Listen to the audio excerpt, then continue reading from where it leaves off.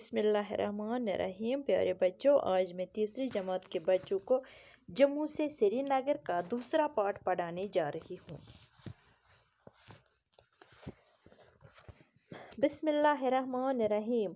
बनहल से आगे बढ़े तो मैंने नाला के बीच में सीमेंट के बड़े बड़े पिलर देखे। अबू ने कहा कि इनमें रेल की पटरी बिछाई जाएगी और कश्मीर को रेल के जरिए मुल्क से जोड़ा जाएगा।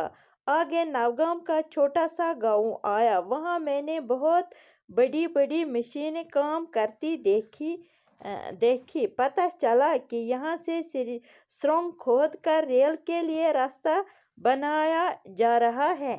यहाँ कुछ अरसा रुकने के बाद हमारी बस पीर पंचाल की बुलंदी को सर करने लगे। तेज हवा चल रही थी। हमने गाड़ी की खिड़कियों के शीशे बंद कर ले। इस सफर में जब हम बस से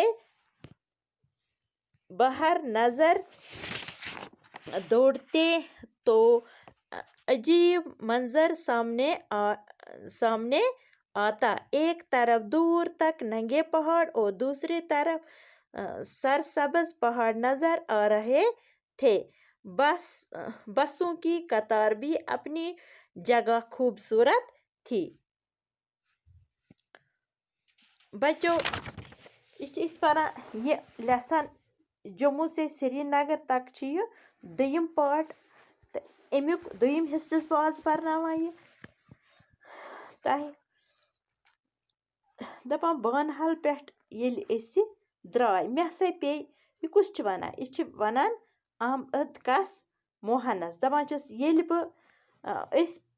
बनहल पे कुत द्राय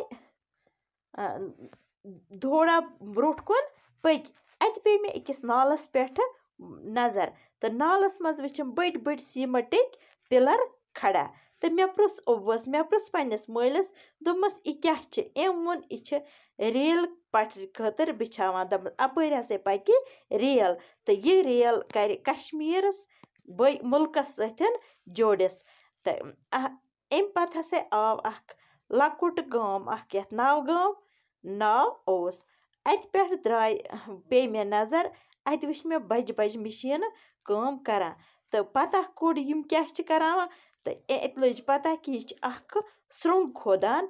यह सुरंग कम खतर खोदान अपर खनान अम खतर अपर हसा बनावान रेल खतर वत रेल खतर वत अपर बनावान अपर पकि रेल दपान कह वक्तस ठहराय अत अम पत द्राय सन बस कुत द्राय पीर पंचाल थजरस तो पकान यह अमि चढ़ाई पे दपान अत हसा यूत तेज हवा चलान तो अस कर पन्ने गाड़ी हिंद शीशे बंद।